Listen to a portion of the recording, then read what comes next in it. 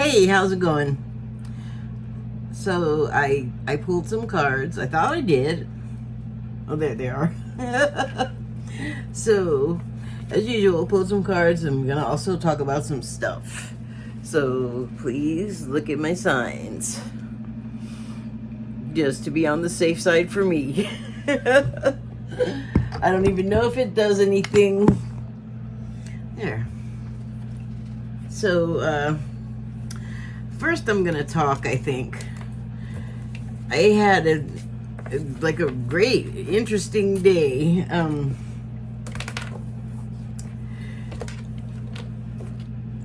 I woke up and I thought, like, oh, there's some stuff that I should probably finish doing. Like, I have some unfinished projects. But I was like, man, this shirt looks terrible. Well, what's that big drip on the front of it?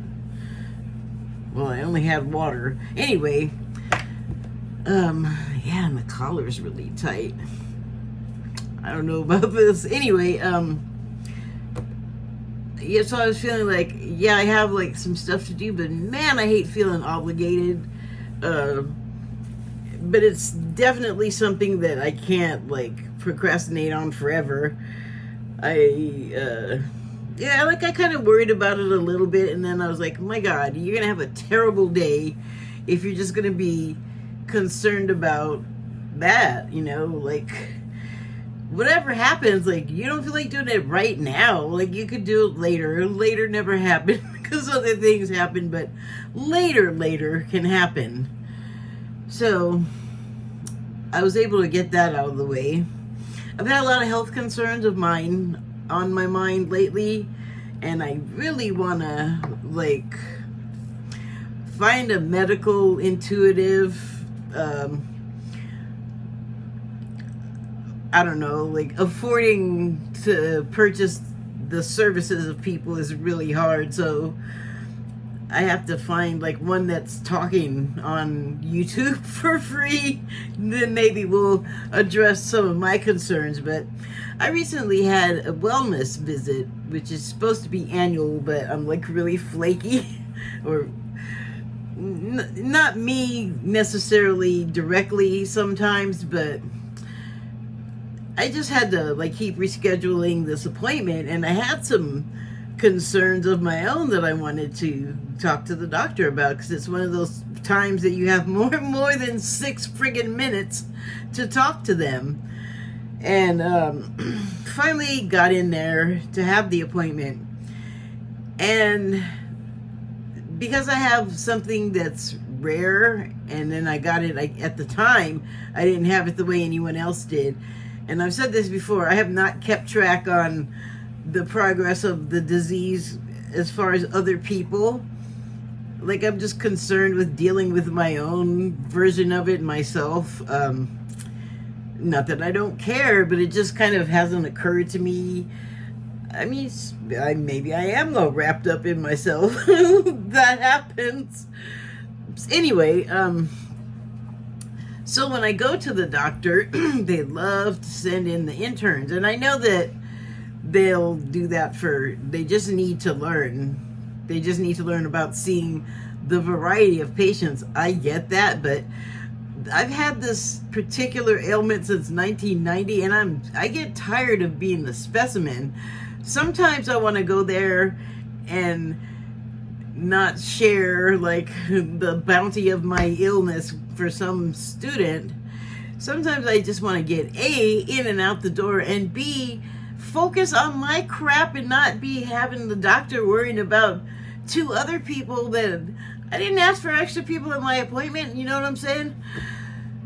So this particular day, I mean, when I go, I always have a time clock going anyway. Like, I can't just stay forever because someone on a schedule has brought me there, and then I have to like finish my business in a certain amount of time so that we can go, and then they can go, because they have other people that they go do the same thing for. So I can't just monopolize someone else's time like that. And it kind of bugs me that the doctors think that you can just they can just waste your time away. Like, yeah, you make the appointment, but you don't make the appointment for the whole day. especially when usually they're like, what's your problem? And then you try to tell them, and then they ask you a bunch of stuff, and you never really get the whole problem out because the time runs out, and they got to go running away. I never feel like they have a real grasp on what the hell I was even there for, because there's no memory retention, even though they're like taking notes the whole time in the computer. I don't know. It's like kind of a messed up industry. So that is not my point. The point is this particular day, the last time I went, there were 2 interns. I was like, what the fuck? So I basically had to do like the opening stethoscope temperature heart rate examination 3 times, and the whole time my heart rate is going up because I'm like, you people are wasting my time. So they thought like, oh, your heart rate is up again. I'm like, yeah. And then I told him like, please don't do this to me. I don't want to be a specimen. I understand. Like, you just like ask first so I can make time for it taking longer than it freaking should. Because it's not a joy to go to the doctor. I don't know if you know this. Like, it's a joy to have health insurance, but what sends you to the doctor is usually like,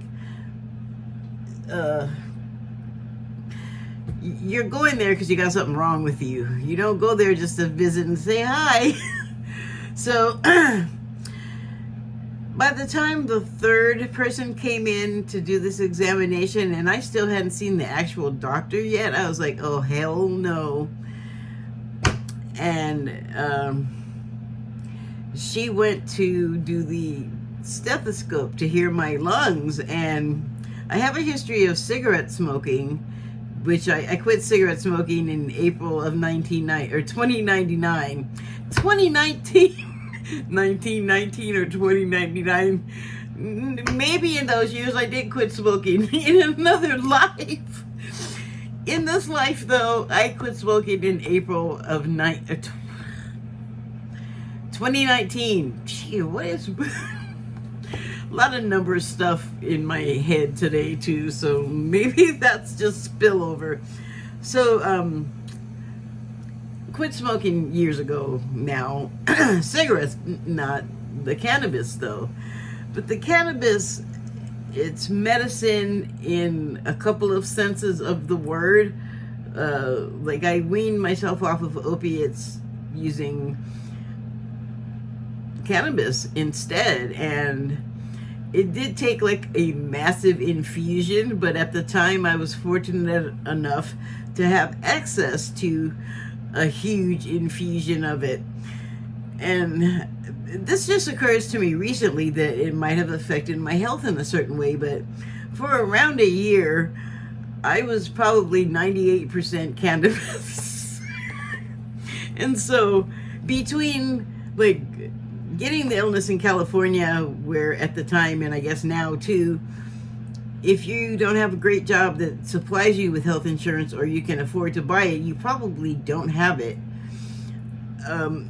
It used to be the case, like if you were pregnant and you didn't have money and you had a kid, there were services that you could get from like the state, like WIC, and you'd get medical care for yourself and your child. That's going away. I'm not sure where. I'm not sure if it's happening here where I am in another West Coast state. And I'm not sure what's going on in California because I minimally keep track of what's going on there as far as that kind of thing. But it just seems like the meanness of the era right now is coming in, and a lot of things that people have come to expect and depend on are either being shrunken down or completely gotten rid of. So like California to me is like like Badlands for someone with health problems. But now I live somewhere else where and I've since gotten on Social Security. Why did I start talking about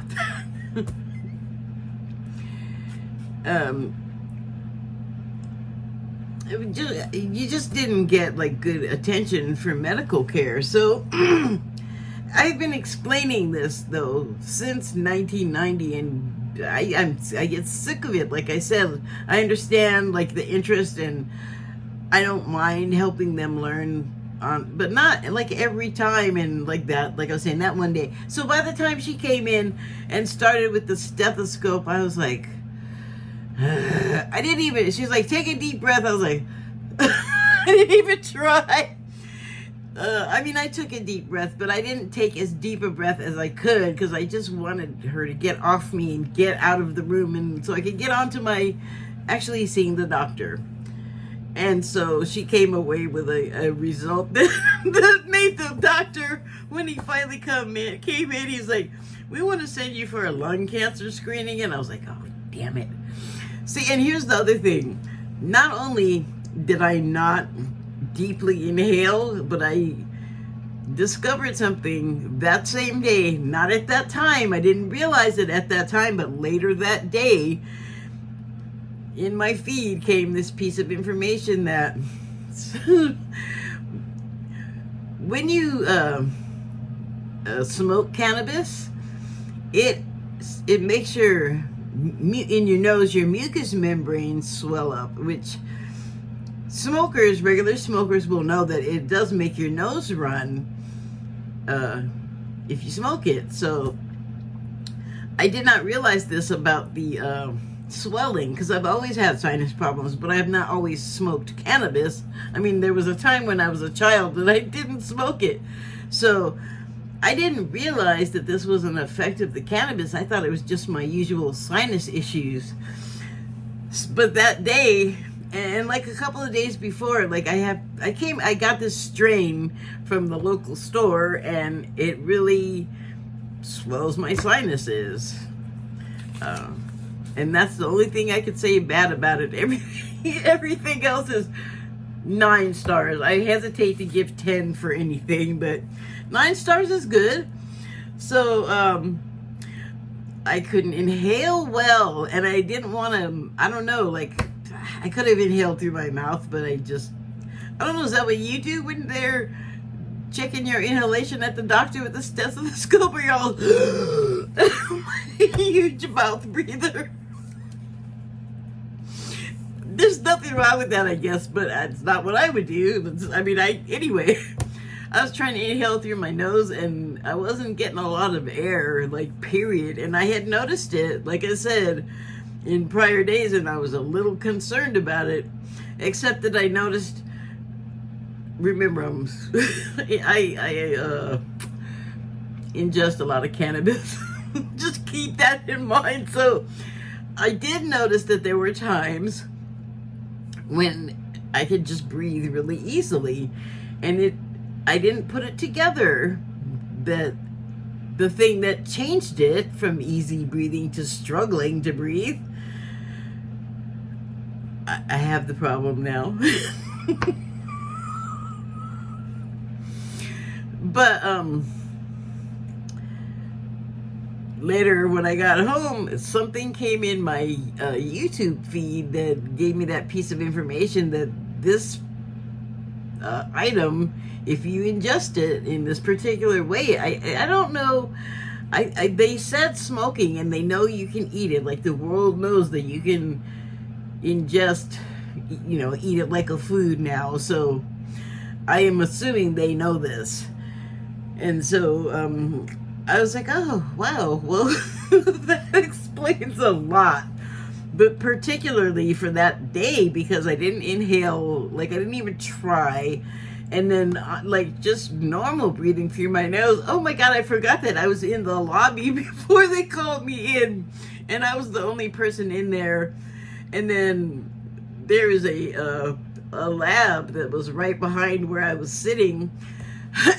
So I had a little that going on, that I was trying to move in my throat, and I was just kind of like, I was just kind of playing with it, like whatever, if it's gross. It's kind of unconscious.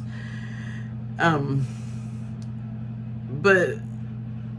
the person in the lab, I heard the door open because it's a half door, so that the top you can see the person. I heard the bottom half of the door open, and then there was a hand up my shoulder. The woman was like, "Are you okay?" And I was like, "Oh yeah." and just was breathing normal. Because she said you sounded like your breathing is labored.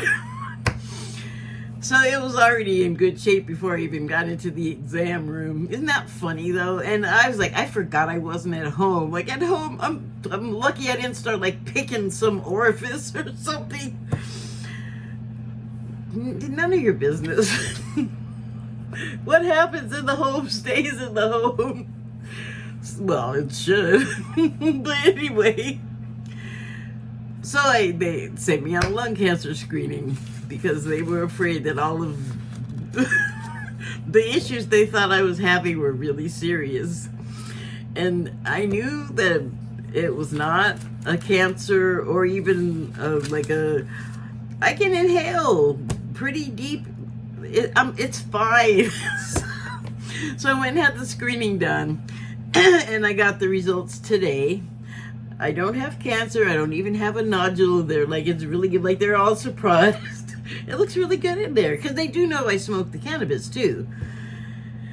I did find out, though, that I have an increased pancreas.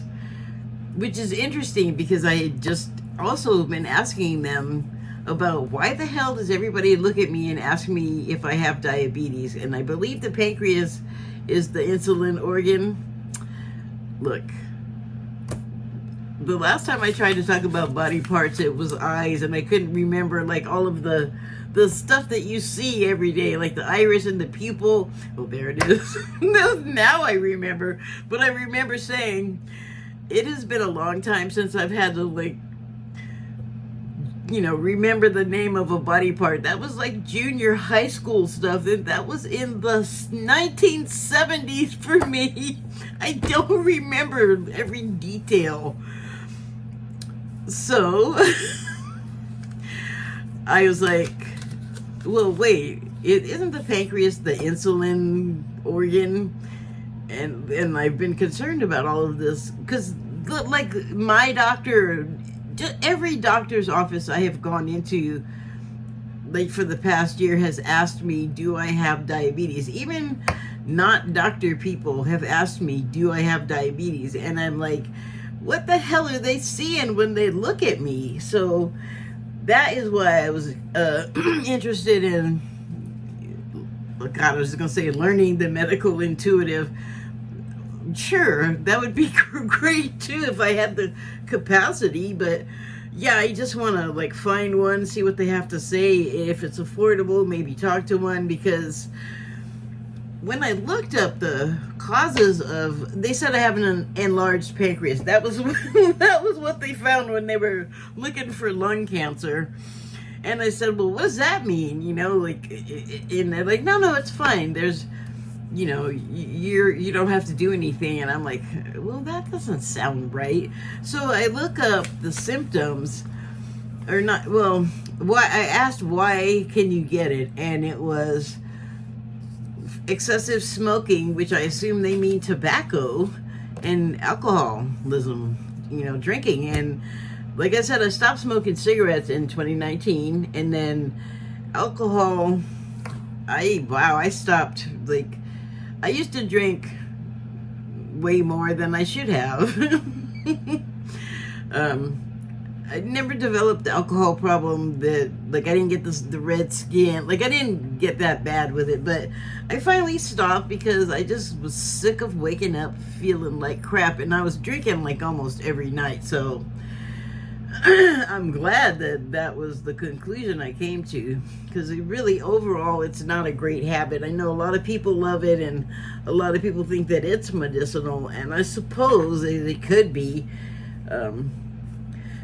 Anyway, I don't really do it anymore. Like Christmas time, I like to have a brandy and eggnog, and maybe in the hot summertime, if I'm somewhere like at a friend's house and they offer me a beer, I might take a beer, but pretty much I just leave it alone.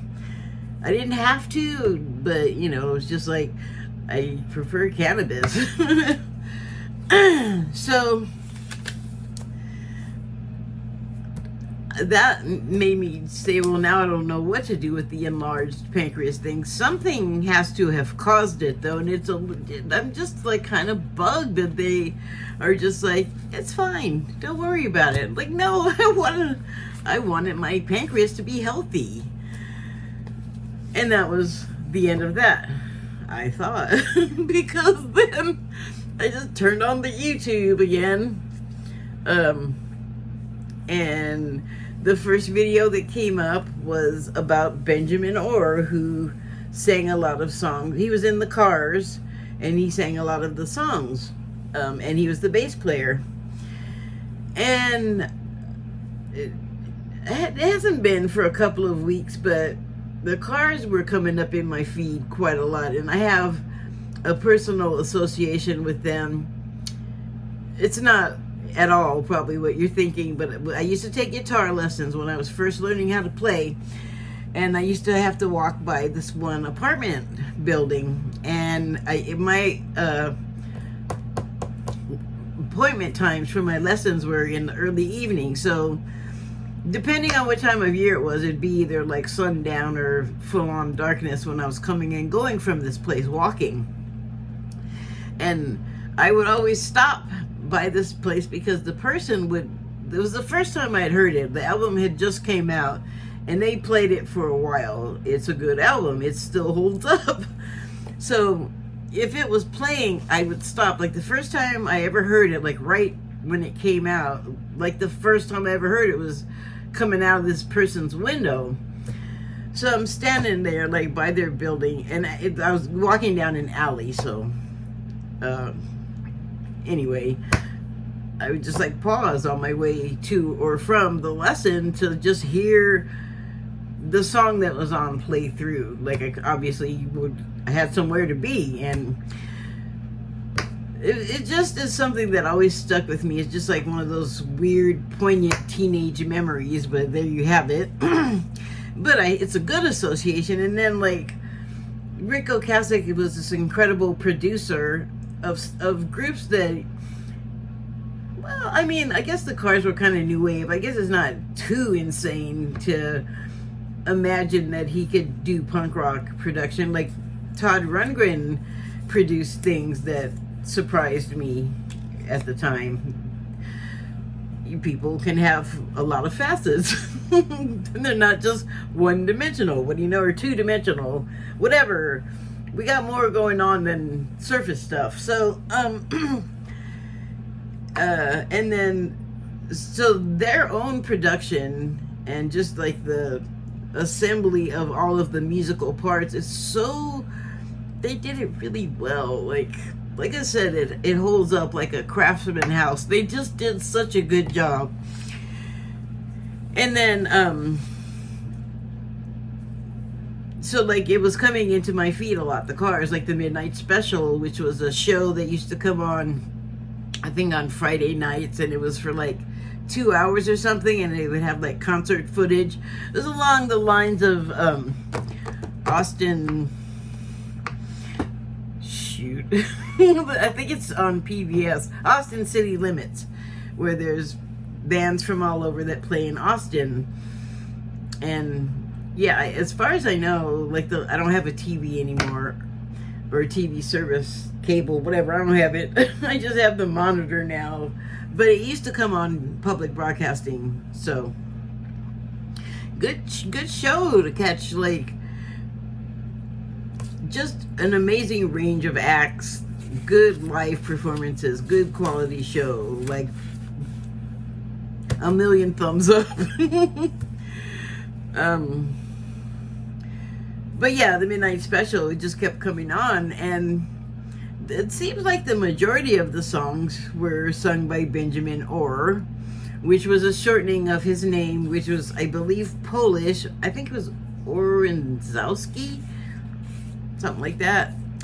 But I guess they said in the voiceover that his childhood nickname was Benny 11 letters and last name, or something just insulting and chunky, like rolled off the tongue like a tractor, one of those attachments that just tears up the dirt. I think they have those for asphalt too. Anyway, You see what I'm saying? That's not like a smooth image. Like, none of that. So he shortened his name to Orr. You know, just like the build up to the bio. And he died of pancreatic cancer. And I thought, why you seriously? After I have all this conversation about it, well, I didn't really have all that much conversation. I have no conversation because the message I got was sent, it was a text message, okay? the results of the lung screening. But, you know, then it sent me to looking up, like, what caused this pancreatic enlargement, or, you know, the enlargement of my pancreas. So I thought, okay, well, I got that information now. I guess I just have to figure out, like, what to do. I guess I'll stop drinking again and stop smoking again. But it did give me pause about the cannabis smoking because depending, I do it a lot. Like the past couple of days, I have not done it a lot. I have quit just out of the blue. There was no plan for like 5 years or more, a couple of times in my life. So it's not ruling me. Like people that are thinking I'm like a slave to it. It's not like, it's just not that kind of drug for me. But anyway, I just thought, oh great.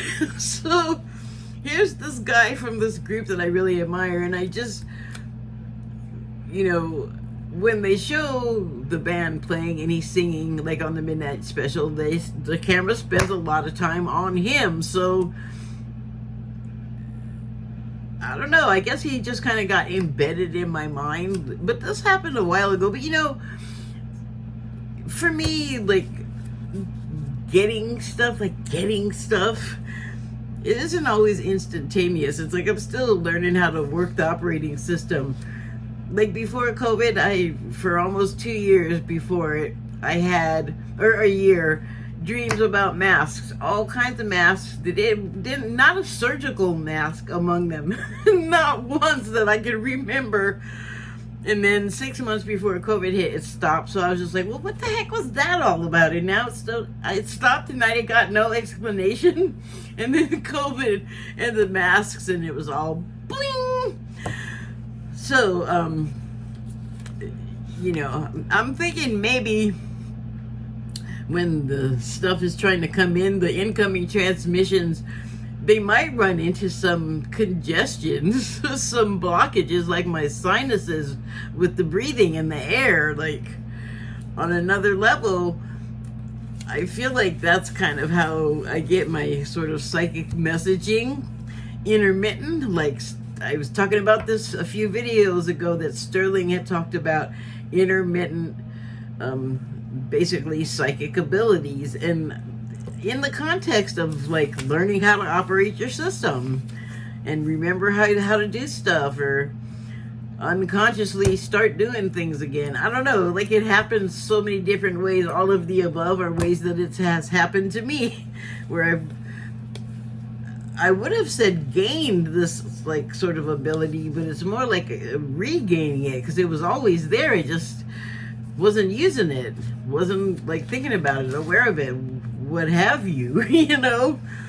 But I want to, like, if I have the ability to do magic, I want it, like, you know, good, nice, helpful, clean, light, white, none of that hurting people, devious, nefarious stuff for me. No. I want everything to be happy and thrive and grow. So, but yeah, so I don't know. I mean, I wrote in my notes like, oh, pancreatic cancer, is that a warning? I mean, obviously I think so, but there's also all these indicators that, at least at this point, that is not what's going on with me. So, but I also feel like I need to address whatever has made my pancreas enlarge. And that's where I'm going to leave it, because that's kind of how I do it. Like I make myself aware of it. I ask the question. I put the question out to, like, you know, an entity of my choice, or collective of beings, like Cryon or Thymus is a collective of beings with a single name. Or, just whatever kind of praying situation I do. It's going to be out there that I want this information, and I'm still going to look on my own, but I'm just going to leave it. Like, I'm not all, oh my God, I might have cancer. Well, my mom fully died of cancer. Other people, my dad actually, I think, died of cancer, among other things. And at least one of my grandparents. So it's like, same with everybody else too, I don't know what keeps you dodging cancer, if you can, with it in your family, like I have it, but it happens. I think it has to do with your vibration and your attitude and your diet and all of those kind of things. Anyway, I'm just gonna leave it at that with the pancreas business. So another thing is that I was commenting about I was watching one of those like rash of Diddy related videos, and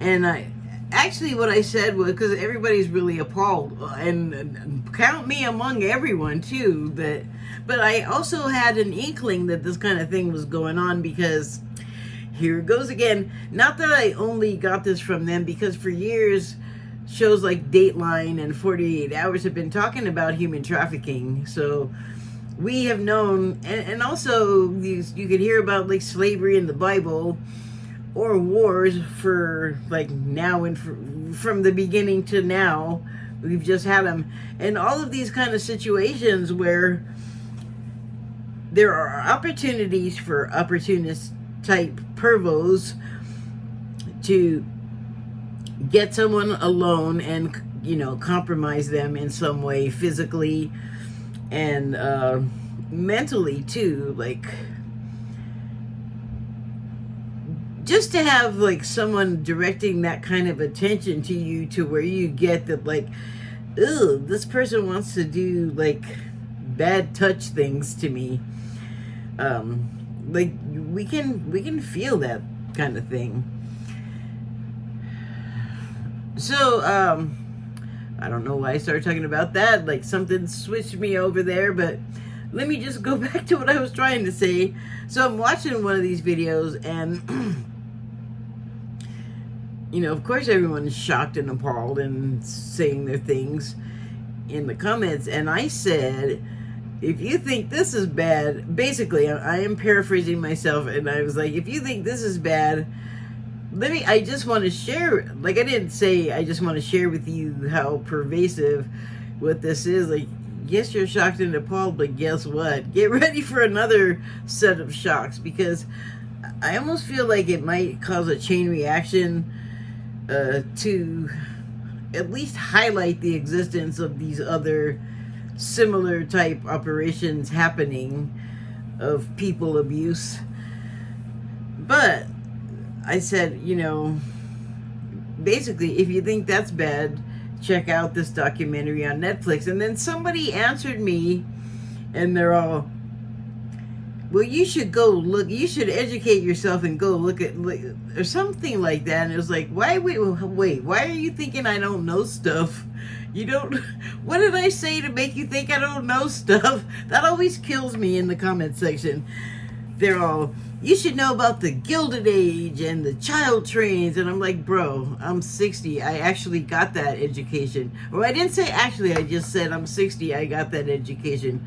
You should check out this other video, though it seems like you'd like it. And I said that it seems like they'd like it because it seems like they like to know stuff, and even like know stuff more than you stuff.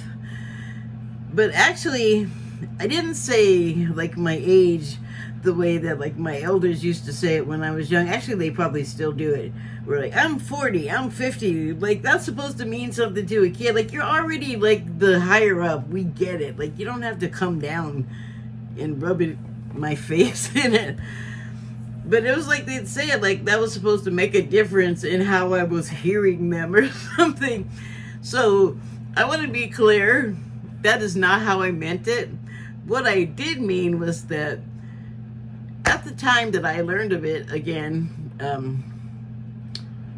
in the 70s, I it was a time when you still got a good education in a public school, and I had started out with an excellent education. I think I said this in my last video. Like, I could pretty much sail through school without trying very hard at all because of the K through 3 education I got from the Jesuits. Or 4? K through 4. No, 3. That's right. So, but still, like, at the time, public school, you can probably still get a good education from public school. There's a lot of propaganda out there that wants to take down the public school so that a for-profit thing can be put in its place. And that's not necessarily a better answer, because the Kellyanne Conway charter schools, when those got investigated, it was discovered that they were in strip malls. Their teachers were chomos, as the ex-prison guy that does the shorts, John D. DeLay. The teachers were chomos. The classes were bad, like the supplies, like books, terrible. It was just like a scam. Like, to take your kid out of the place and take down the place where tax dollars are funding it, because they want to divert. And when I say they, I mean the people that Kellyanne Conway is adjacent to and beholden to, and just sticking by like a little cocklebur to your sock. I mean, birds of a feather, I guess. So, I mean, I got way far from what I was meaning to say. But, you know, the person came back and they're like, oh, well, I didn't mean to say you don't know anything. And I'm like, really? Because the first sentence in your post does not give me that idea. But okay. And they said, how long has this been going on? I'm like, oh my, and they're like, I just found out about this. I'm like, bro, this has been going on for centuries. And the reason why it's still going on is because higher up somewhere decided that this is an okay thing to go on. Like, collateral damage, who cares, I guess. Or, just, I don't want to get too ranty here. And then I shared with them that the women and the children and even babies, I guess, involved in this overall thing, like not just this rapper thing that's all in the news, because that's not the only group of people where this thing happens, and there's clusters of it in entertainment. Pretty much anything with a bunch of money has this element somewhere in it. And it's a part of it. It's like what they say about the gatekeepers, is that you can't get past a certain point unless you compromise yourself to these people in certain ways. And I didn't say all that to the guy, but what I said is that the more vulnerable the victim, the more power that can be stolen and consumed from these people. Now that sounds like some kind of black magic shit, and it absolutely is. But I don't think that people understand that, like, black magic don't have to look like the movies portray it. It could be exactly what it sounds like. A bunch of people doing dirt to each other for terrible reasons and getting the feeling, and I guess actually conferring onto themselves a sort of power. But remember, all of this is a co-creation. Like, in some way, consciously or unconsciously, mostly unconsciously, we are all invested in doing this. There's a level of participation, because as ugly as it is, it has to happen. I don't know what the precise reason for that is, but it all leads to, if I can just condense it, to us being as horrified as possible by our acts upon each other, and then like making it better, like apologizing, fixing, recompensing, supporting, like whatever it takes. But it's like a pendulum thing, and with us it's like extreme, like messed up, to like we get to work our way back. And I say get to because that's also part of the whole reason it's happening. Oh, I guess I do know a little bit why it has to happen. So, but I think I horrified this person because I could have put it a lot of different ways, but I put it the way I put it because that's the way it's coming through to me. It's like all like ritualistic, and now some people are saying, oh, Satan worship is what it is. Okay, yes. But from my point of view, Satan ain't real. The Satan mindset, the Antichrist mindset, the evil mindset, we can embody that. That I will accept as Satan, but I don't think you're going to see a red guy with horns and a pointy tail. But this is so like, this is more of that, like trying to get the biblical thing like kind of updated to the today reality of evil in a way that we can all process like both of those things and the what's happening. So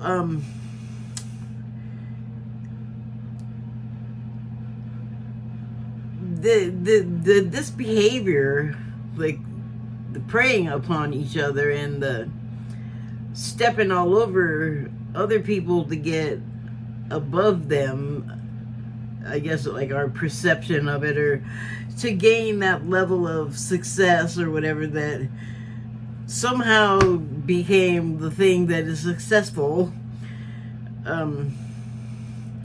Like I said, it's been around for centuries. The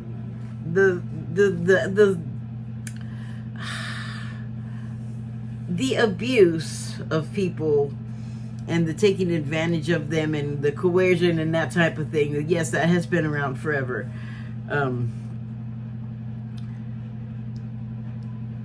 Your motivations for doing it is what makes it so evil. Like really, like taking something away from a person, like ripping sex from them when they're screaming and yelling that they don't want you to do it to them, they don't want it done to them, they don't want to be there, they want it to stop. All of that, unfortunately, feeds what this evil person is going for. Like, there's clinical terms for it. Like, you know, if you watch the police procedurals, they have terms for people that like get off on hurting and scaring people. And that brings me to another thing, and I'm gonna totally sidetrack here, but it's for a reason. This is something that I was sort of aware of, but the Q people sort of pointed me toward more stuff when I was talking to them for just short of a year, around 2015, 2014. Well, it must have been 2015, 2016, but it was prior to Trump's election, and the fanaticism had not reached the level that it's at now. And these people were not, like if you saw them at a Trump rally, they'd be able to break down completely coherently why they were like behind the guy or something that he was saying. Although I don't know that they would be behind the stuff that he's saying now. I just don't know, because they got banned off of Twitter, and I didn't try to go follow them because I wasn't a Q. I was never trying to be one. I was just curious.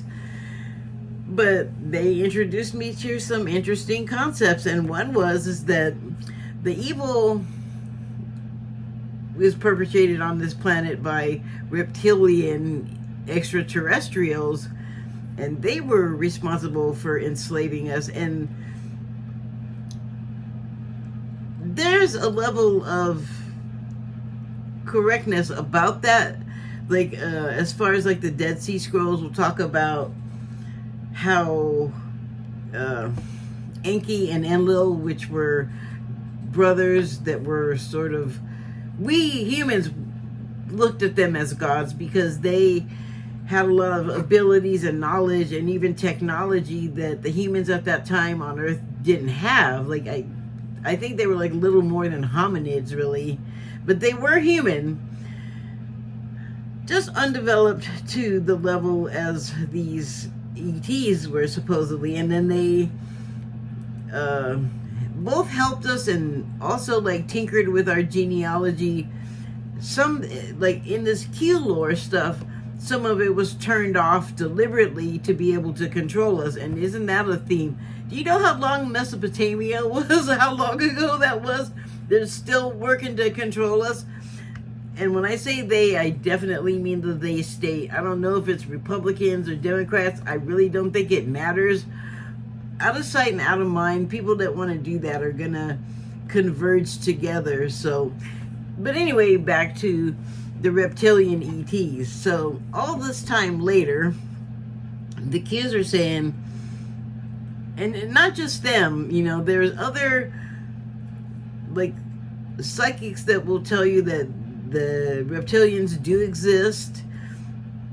They were here, and they are not like good. ETs are not good-hearted. They're not about love. They're just something else. But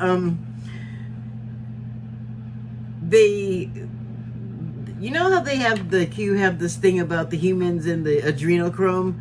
Well, it's similar to that. Like the lizards, I guess, get something like that from us, where they scare us, and like if you see one, you are insensibly frightened. And I've heard this from a lot of definitely dubious sources, but a lot of them, like Corey, the super soldier guy. Dang, I can't remember his name. He's on Gaia all over the place. Him and David Wilcock. He's tight with that guy. So you will know him from David Wilcock. And he was a super soldier. There's this whole story that he tells about it. But he came into contact with a bunch of ETs. And so, and then also like channelers like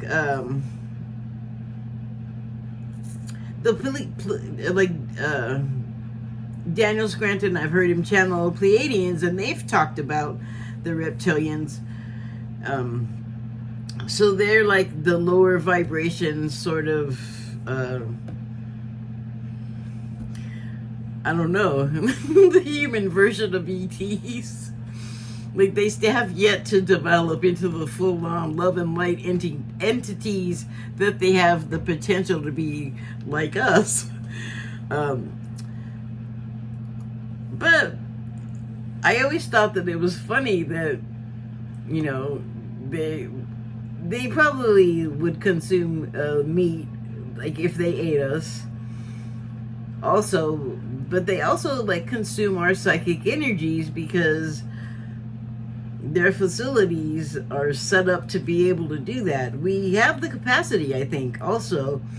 And I think we unconsciously and even sometimes consciously do it, but I don't think that we have as much access to that ability as the ETs do, because they're just evolutionarily a little bit further down the line.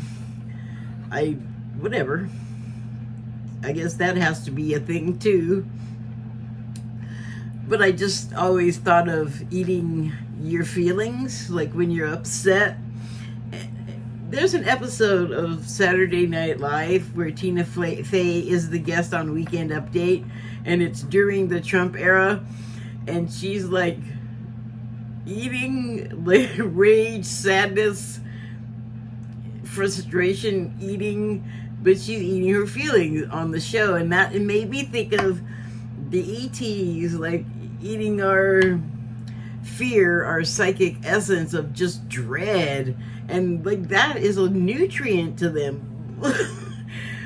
So, and then that also made me think of like what happens at these coercion parties, basically the entrapment parties, and maybe there are some rituals and some moves you have to say and some things you have to burn and whatever, but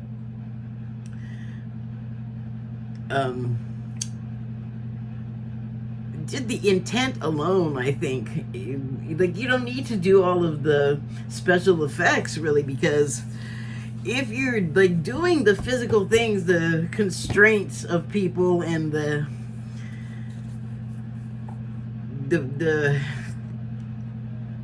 physical acts on them that could be classified as torture or other criminal charges, that's gonna, I mean, think of all of the true crime shows they have where there's some poor person, some poor woman that some like whacked out trucker serial killer has, and they take them to their lair and, you know, terrorize them basically in whichever ways. And again, back to what I was saying, that there's some people that like get off on that, and that they're getting off on is like eating your feelings, consuming your psychic fear and dread. Sorry, don't mean to get that excited.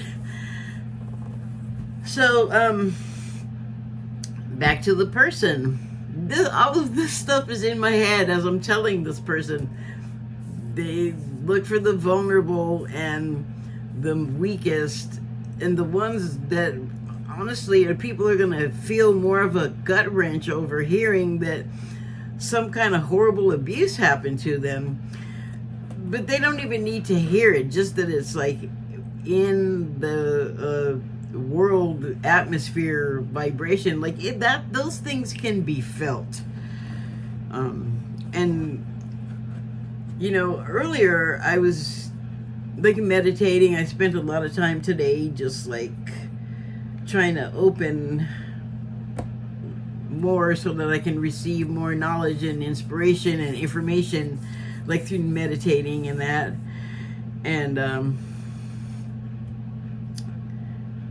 what the frick I was gonna say, and now it has escaped my mind, but maybe I'll come back to it.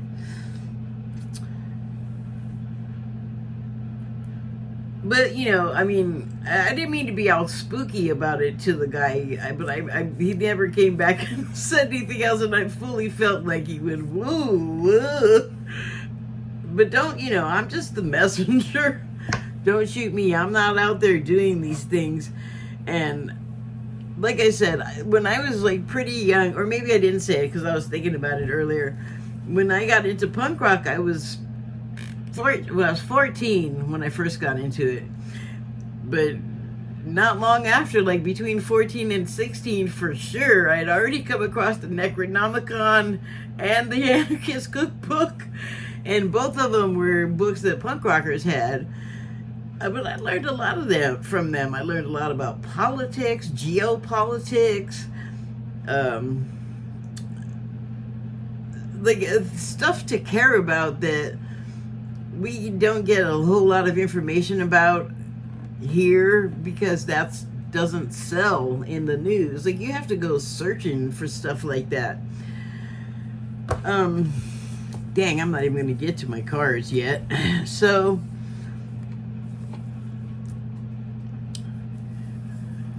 I don't know. I just thought it was worth mentioning, like what happened with the person in the comment section, and that I answered them that way, because sorry if I freaked him out, but unfortunately, like, that's kind of like all that I've been saying, that what goes on under the surface, and it's like a control mechanism in the case of those people. And then there are all these other control mechanisms, like food with stuff in it that dulls us or sickens us in various ways. And it's known that it does that, and yet the producers just do it anyway. And you know why? Because some sale was made, some exchange of currency and goods happened, and that is more important than the good health of your fellow human. That is sad. We gotta like start swinging the other way on the pendulum and get away from that. I also wanted to talk about something that's been happening a lot to me online. I keep meeting people that are kind of well known, and that's fine. I have no problem meeting them, and it might be because I'll have said something complimentary about whatever they do, whoever the person is. And that is true. Like, even though, like, most of them, whatever time that we talked, it wasn't for long and it ended. But I still like what they did. The reason why I didn't am not still talking to most of them, there are some exceptions, but most of them, is because people cannot take no for an answer. And I have just let people, I feel like, because I was nice, kind of, not always like everyone else, but mostly nice, like, and people just like walked all over me, like, oh, I don't have to respect this person, they're just like being nice and open and generous, I'm just gonna take and not give a damn about what they might feel about it. So I got tired of that. And I'm like a real stickler now. Like, you better treat me right or you don't get to like talk to me and hang out with me. I will just block you. Like, I'll just be like, I don't need this. So a lot of these people, like, if I were like a starry-eyed goo-goo for celebrity star, I would probably like take a bunch of crap from these people too. But if you ask me something and I say no once and then you ask me again, I'm like, wait, why are you asking me again that I already said no? I'm done with you. Like, I've said this before, by the time I start counting strikes, you might as well just kiss yourself goodbye, because by the time I don't even wait for the third strike. If I get up to strike 2, obviously you're going to keep doing it and not listen to what the heck I'm saying, so who needs you? So no means no. If you can't take no for an answer, see ya. It's disrespectful. You know, I've just been starting to like build my boundaries, my personal boundaries. It's kind of sad at this late stage in the game, but like I said, I just let people take advantage of my good nature for too long. I just can't do it anymore. I don't care who you are. And that's another thing. I really don't care who you are, because I've known too many famous people. I've also gained a little bit of celebrity myself, which, thank God, I got a hint of, like, the quest for that alone is kind of gross on so many levels. If you want to succeed, like, that's coming out now, so I'm not and then also my health pooped out and made it kind of impossible for me to pursue being the musician that I used to want to do and be.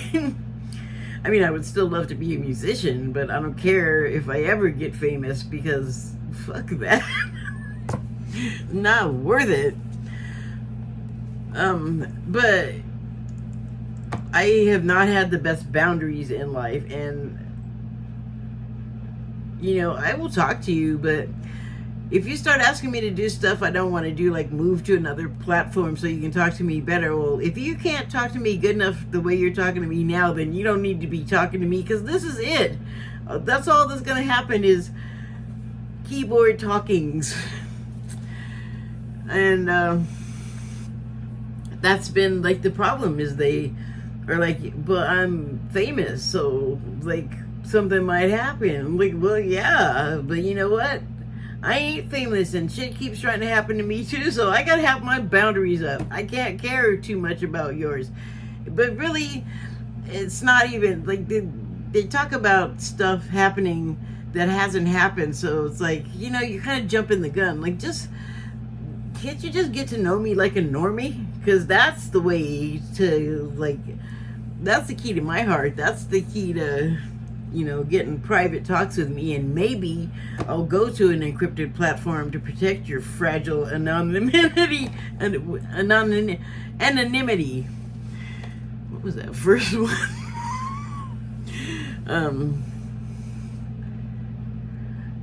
But yeah, it's that power dynamic thing. You just get a little bit of it. Like, one person recently started talking to me, and they're in like a pretty huge group, and I like what they did as activists on Twitter, but I have never heard their music, and also their I don't think their style of music is something that I'd be into. Generally, a boy band is not doing, and they dance, I know that, so the music that I like is really not danceable. It looks more like the floor is shocking people through their feet when they dance to the kind of music I like. Like I don't think you could even look cool trying to break dance to rock. Like, have you ever seen that In the Mood video of Robert Plant? They put some break dancers in that, and it's like, okay. Why? At least they didn't put a ricka ricka ricka in that song. Boy, that would just ruin it. Sorry, really sidetracked. But anyway, yeah, famous people, seriously, if you want the normies to treat you well, stop acting weird and make friends like a normal person does, like incrementally. You know, like, I'm not gonna just like meet you and be all, I'm gonna go somewhere with you. Like, no, crazy. You have to like get to know the person, make them comfortable with you first, let them get to know you, and vice versa. I don't want anything. I'm not pursuing anybody, okay? I ain't doing that. I'm not a official fan of any. Like, I'm a huge fan of some things, but I'm not joining a fan club or. Anyway. Is there anything else I wanted to say?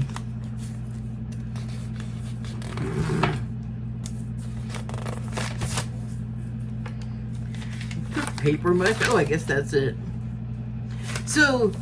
There was a cry-on video that I was watching earlier, and it's talking about the sort of changes that religion is going through, so I'm going to link that. But I just wanted to do the cards as fast as I can. From the Shaman's Dream Oracle deck, I pulled number 21 card, First Breath, and the subtitle is Beginner's Mind. So, what I feel like with this is it does apply to what I was saying about taking control of my own boundaries and not taking no for an answer anymore. Like putting an end to that kind of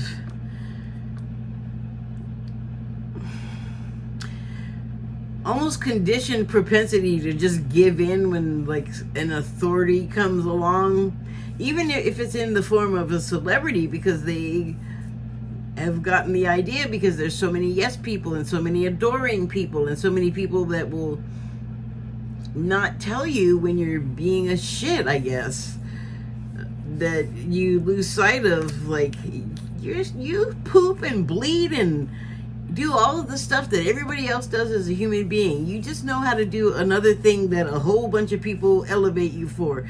Don't believe the hype. Don't believe your own hype. You're still that person. So that for me, that's been, and all the time, when I learn something new, when something becomes elevated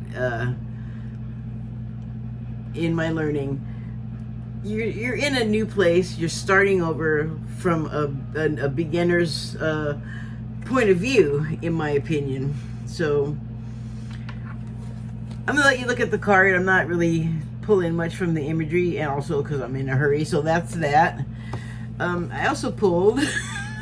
This cracked me up when I pulled it, because remember I was talking about the Brazilians. Okay, sorry. That was a weird brain fart. About the reptilians. And this card, another story that I came along when I started like looking at the stuff, the links that they were giving me, like all of this other stuff started coming along with it because of the algorithm. And one of the things was that reptilians that are basically bipedal, so they have like a human sort of torso, arms and legs situation, but you know, their faces and heads and skin and a lot of other bodily functions, I guess, are not human. They're reptilian or lizard, but they can walk around and have arms and legs. Like, you know, it's just whatever. Let me finish. So they were saying that there were also some reptilians that were native to Earth that were alongside the ones that look like this, also bipedal, which kind of blew my mind. And they were supposed to be called the Lacerta. And they are not evil. They actually eat like we do, basically. They don't have like a full-on, like they're not like out chewing on tree leaves. They can walk into a store and buy like salad and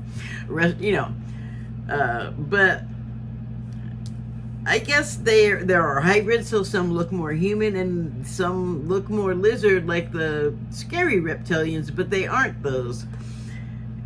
But supposedly they were bred from or evolved from lizards that look like this. So I just thought it was funny that this came along. And I guess that's what I have for that.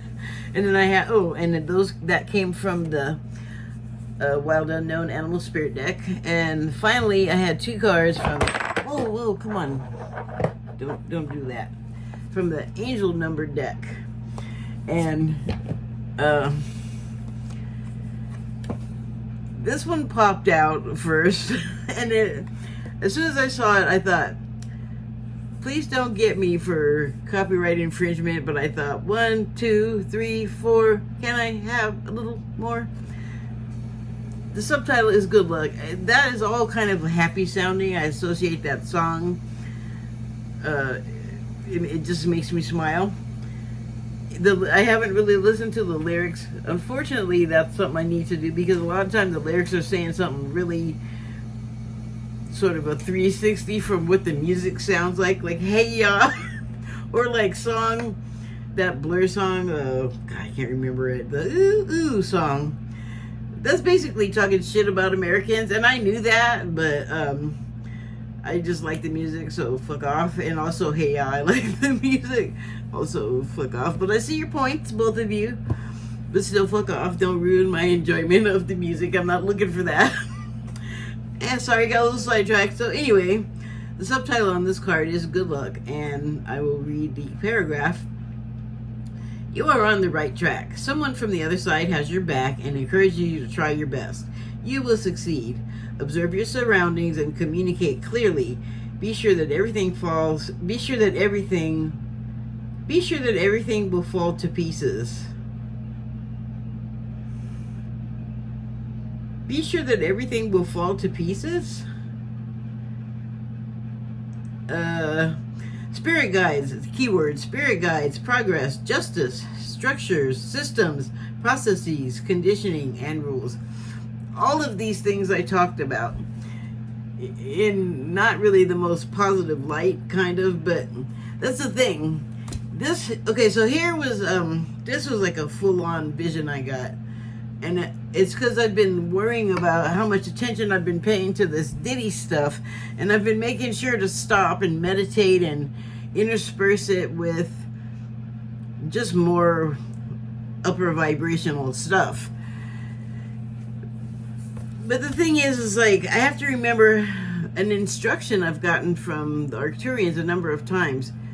Whatever you're doing, you can't do it wrong, which brings me back to the life blueprint and the predestined path that we will have in life, which includes being a really awful person or being a really angelic, perfect, wonderful person. There's a spectrum. It takes all kinds for the whole machine to proceed, I guess. But I was thinking that even in those nasty parties that everyone has a reaction to, and that our conditioning will not let us knock away all of the judgment and blame and thoughts that we have about what we're seeing that's offending us, we're not remembering the fact that that's part of their mission here. And also, there's angels all around us all of the time. Like, we have birth angels that when we're born, they're just with us in life, and their mission in life is to keep us alive until it's time for us to not be alive anymore, which I guess happens when we fulfill our contract and our destiny, our predetermined path, when we do what we're supposed to do here, then like basically that's it. We're job over. And if you do it right, no one's gonna be. It's not gonna be tragic or sad. You will have had like a good life, whatever. And that would even apply to like this darkness, these people that live with this darkness in their life, because the man has a full-on family, you know. I don't know what the life of those children is. It doesn't matter. Even when it looks like terribly wrong to us, it is the right thing, because it was already. It's not even our business. We're just there to do our part that we do, and that is hard to take in light of the revelations coming out about what happens. But like I said to that person in the comments, this has been happening for centuries. Whatever the lesson is about it, we have not been getting it. Maybe we're getting it now, where we're exposing those types of things. But it's interesting that, you know, the spirit guides, like I was just talking about, those would be around you too, not angels, but you also have those come with you as a package. Justice is on here. Well, some of that stuff is coming to light, and so hopefully justice will be served. Progress came right before justice, but I wanted to go to justice first. Through progress, I hopefully we'll get to justice for people hurt, for just badly done deals against people to be undone and righted, and people be repaid in, you know, the best possible fashion. Like if they lost money, then they should get it back. They should get that living back, or, you know, compensation, you know, whatever it is. Structures and systems, well, that's where that kind of evil can lurk, but it doesn't have to be just that there. And there are people in and amongst all of that stuff that are not just dark. I feel like that it should be remembered. That's important, because like, what if it's you and you're like horrified and making all these judgments, but you got to be in and amongst it all the time, and you're not taking part in it. It is basically our job, I guess, as a human living our lives, to be the light in the darkness, and that would be, I would think, of that good person's function mixed in all amongst that darkness. I'm just gonna like keep it short. Conditioning is also on here that I was talking about. Conditioning can make you do things that you absolutely do not want to do. It might color your thought process so that you can't just like say no matter the consequences. And that's a thing that everybody has a hard time with, and that's a thing that if you're going to be a follower of Christ, I know this sounds like it's coming out of nowhere, but it shouldn't, because it's like the choice right now that we have between good and evil. If you want to take the good choice, well, the Christ way is not a bad choice. But our conditioning will make it really hard for us to look at a situation like the Diddy situation and the people that were coerced, and then the people that kind of assessed the situation and said, "Ah, God, I got to do this, but I really want this other thing, so I guess I'll just do it." That is like an important juncture in our lives. Like, that is when you want to say, well, am I gonna like follow the dark impulses and be the devil worshiper, so to speak, or am I gonna go to the light and be loving and kind and all of the things that like Jesus and the one source are, that our religion doesn't really let us hear much about, because they would rather condition us to be afraid and call us sinners, when that's a device, to a controlling mechanism. Because how many times have you thought, well, wait, I was born and I already did a sin. What the hell could I have done? Poop my pants? You know, it's like baloney. screwing with your mind to make you act a certain way. It's conditioning. So 777 was the other card that was stuck to the 1, 2, 3, 4.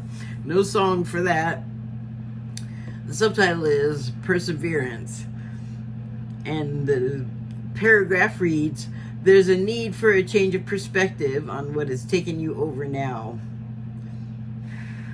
Taking you over like that life? Well, people are having a different perspective. I don't mean to be gloaty or funny, but it is true that, oh wait, I might get in trouble. I better start talking about what I took part in here. Like, I don't want people to get the wrong idea or what I didn't take part in.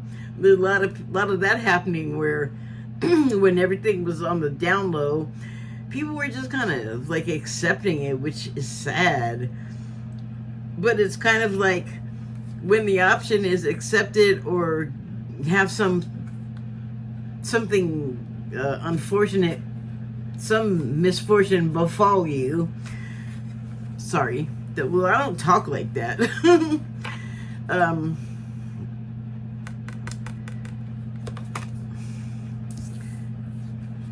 You will, yeah, I mean, depending on what kind of testicular fortitude you have, you're either going to be absolutely no freaking way am I doing that, regardless of what happens to me, or you're going to talk yourself into it. And I am not going to sit here and say that you're immediately the devil and you're bad and you should die or something if you make the decision not to go to the light, because there has to be that element for our polar world. Like, that's just the way it works. So,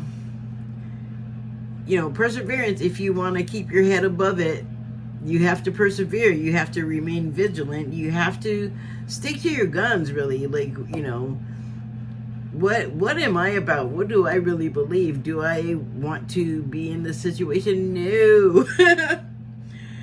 So, there's a need, I'm going to read the paragraph. There's a need for a change of perspective on whatever is taking you over now. I already read it. If you want to succeed, you need to keep going on. You need to keep going down the road you're on. Reach for the wisdom within, and then you'll know. And then you'll just know what the right step is. Reach for the wisdom within, and then you'll know. And then you'll just know what the right next step is. Man, could that be? Reach for the wisdom within, and then you'll just know what the right next step is. Man, that's a messed up syntax right there. But hey, just, making an observation.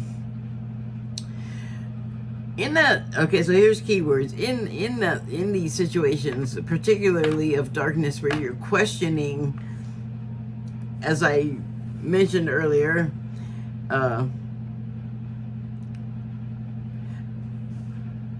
you need a change. It says change of perspective, and you do. Boy, I would say you need a change of location. But like I said, people have reasons for doing things, and they make sense to them. It's not really like, we don't have to live in their shoes. We might want to step in them to get an idea of what they're going through, but we're not going to live in their shoes. We, kind of figure of speech, really. But you could take the figure of speech in a literal sense. Like, you could try to imagine what this person is going through, or what motivated them to do the thing that is so horrifying you. There's some expansion that we could all have. So reflection, with a change of perspective, reflection can be like a completely different thing. You never know what might be the tipping factor to changing your mind. Like, you're not necessarily going to be aware of the processes. Reflection can loosen or unearth some things that can fall into view to be viewed from this change of perspective. And then from there, the next card is inner strength. So from there, what do you then do? You know, do you decide to keep enduring what you've been going through, like just putting up with it for whatever your reason? That requires a certain amount of strength, and also to get away from doing the thing that you absolutely don't want to be doing, that you feel compromises you. That takes inner strength, because you may be doing it at your own peril, and not everyone wants to face a life or death situation over their ideals. But it's actually kind of what we're here for. We're not supposed to get caught up in all of this other stuff. We are supposed to stand by our ideals in the face of all of this other stuff. And that's kind of why it's there. That's why the both sides kind of gotta have the everything there thing. Wisdom is the next card. And the next word from wisdom is enlightenment. I'm just gonna go with both of them together. Going through the stuff and the reflection, you gain wisdom, you know, along with age and experience. And through all of the above, you gain enlightenment, and that is the ultimate goal. Amen. Yeah, I'm done finally. Well, that's a long one. Sorry, guys. Thank you and good night.